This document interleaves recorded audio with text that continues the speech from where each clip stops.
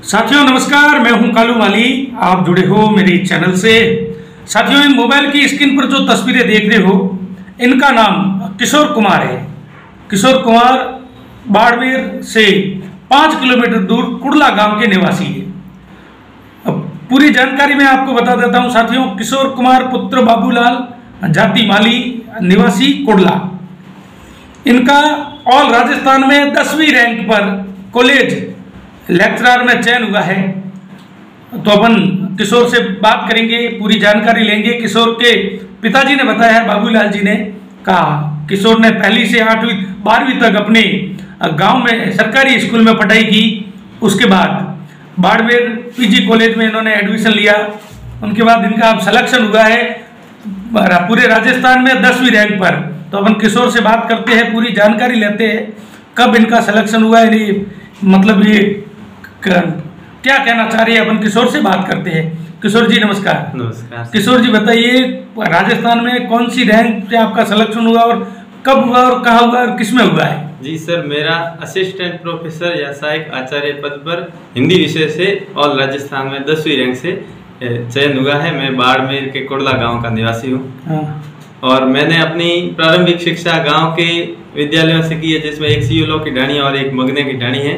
वहाँ के शिक्षकों ने मुझे मतलब मेरे अंदर ऐसे गुणों को भरा कि मैं उसे आजीवन भी याद रखूंगा और आजीवन अपना कर मैं इस सफलता के मुकाम तक पहुंचा हूं। 10वीं 12वीं करने के बाद मैं कॉलेज में आया और कॉलेज में मैंने रेगुलर नियमित रूप से पढ़ाई की। उस समय क्या है कि कॉलेज में सभी विद्यार्थी आते नहीं थे, लेकिन हम 15-20 जने आते थे। लेकिन सर से कहते थे तो सर कांदराज जी है, आदर्श जी है, बाबूलाल जी है, नवल किशोर जी है, सोनलाल जी है, इन्होंने हमारी 15 बच्चों के होते हुए भी हमारी कक्षाएं ली थी। और मैं 3 साल तक नियमित रूप से साइकिल से बाड़मेर आता था रोजाना, क्योंकि मैं चाहता था कि भाई अपने परिवार पर इतना फालतू का रोजाना 20 रुपये ज्यादा होता था, क्योंकि मेरे पिताजी एक किसान है या फिर मजदूर थे, कमठा मजदूरी करते हैं। और उसके साथ मैंने 2-3 साल तक बीए किया। तब तक मैंने क्या है, कभी कभी मैं क्या है, पैसा थोड़ा कमाने के लिए कभी कभी मजदूरी पे ले जाता था।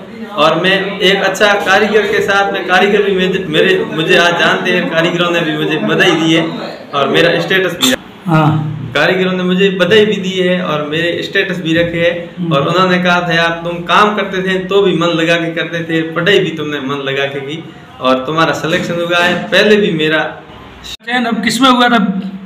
असिस्टेंट प्रोफेसर पहले किसमें हुआ था? एक बीच में और हुआ था ना? पहले मेरा 3य श्रेणी शिक्षक भर्ती परीक्षा में 2018 में चयन हुआ था। उसमें मैंने ज्वाइनिंग की थी। उसी से पहले मेरे घर पे एक बहुत बड़ा हादसा हो गया था और पूरा परिवार एक तरह से टूट गया था। मेरा भाई है, उसकी मृत्यु हो गई थी। और उसके बाद मैंने उस भाई की मृत्यु के जस्ट 1 महीना बाद मैंने 2य श्रेणी परीक्षा दी थी। लेकिन उससे 7-8 महीने पहले मैंने बहुत भयंकर पढ़ाई की थी। रात को 3 बजे उठना और 9 बजे सोता था। इसी के बीच में पूरी पढ़ाई, इसके साथ में मैं कहीं आना जाना बंद था। मैं जोधपुर में रहता था उस समय। और उस समय मैंने पढ़ाई की। भाई की मृत्यु के बाद में 1 महीने बाद परीक्षा थी। मैं 1 महीना कुछ भी नहीं पढ़ पाया। फिर भी मेरा जब रिजल्ट आया तो मेरे को तो किसी प्रकार की आशा नहीं थी कि मेरा 2य श्रेणी शिक्षक पे चयन होगा। उस समय मैं 3य श्रेणी शिक्षक पे कार्यरत था, लेकिन उसमें मेरा रिजल्ट पॉजिटिव रहा और मुझे 2य श्रेणी शिक्षक में ऑल राजस्थान में 99 रैंक मिली। तो आप प्रेरणादायक किसको मानती हो? मेरा प्रेरणादायक सबसे पहले तो मैं मानता हूँ मेरे माता पिताजी को और मेरे जो गुरुजी है, जो सरकारी विद्यालयों में थे और सरकारी कॉलेज में थे, नंद किशोर यादव, जिन्होंने मुझे इस पद पर लाने के लिए हिंदी की तैयारी करवाई। कॉलेज में जो सर थे हिंदी वाले, उन्होंने तैयारी करवाई। पिताजी क्या है कि आज तक मुझे याद नहीं आता है 4 बजे के बाद उठे और वो सुबह काम पे जाते थे, मजदूरी करते थे। सुबह 7 बजे जाते थे, 7 बजे वापस आते थे। इन 12 घंटों में वो काम करते। आज तक कोई कारीगर मुझे नहीं लगता है कि इतना काम करता है। मेरे एक ताऊ जी भी है, जो जिनका नाम लूबाराम जी है। वो आज के समय में भी, उनकी उम्र आज 55 साल हो गई है, लेकिन वो आज भी सुबह 6 बजे काम पे जाते हैं, 8 बजे वापस आते हैं। मुझे आज भी उन पर फख्र है कि मेरे पिताजी ने और मेरे ताऊ जी ने मेरे सामने इतना संघर्ष किया है, तो मैं पढ़ाई के लिए संघर्ष क्यों नहीं कर सकता। और इसके लिए मैंने 2य श्रेणी चयन होने के बाद मैं सणपा विद्यालय में गया और सणपा विद्यालय में मुझे अच्छे शिक्षक साथी मिले। पहले मेरी तृतीय श्रेणी शिक्षक में डूडियो की ढाणी बेरीवाला तला में ज्वाइनिंग थी और वहाँ से मैंने 2 साल पूरे करने के बाद मेरा द्वितीय श्रेणी में चयन हो गया। मैं सणपा विद्यालय में गया और वहाँ के प्रिंसिपल सर और वहाँ के स्टाफ ने मुझे बहुत सहयोग दिया और उसके बाद भर्ती आ गई ये असिस्टेंट प्रोफेसर की।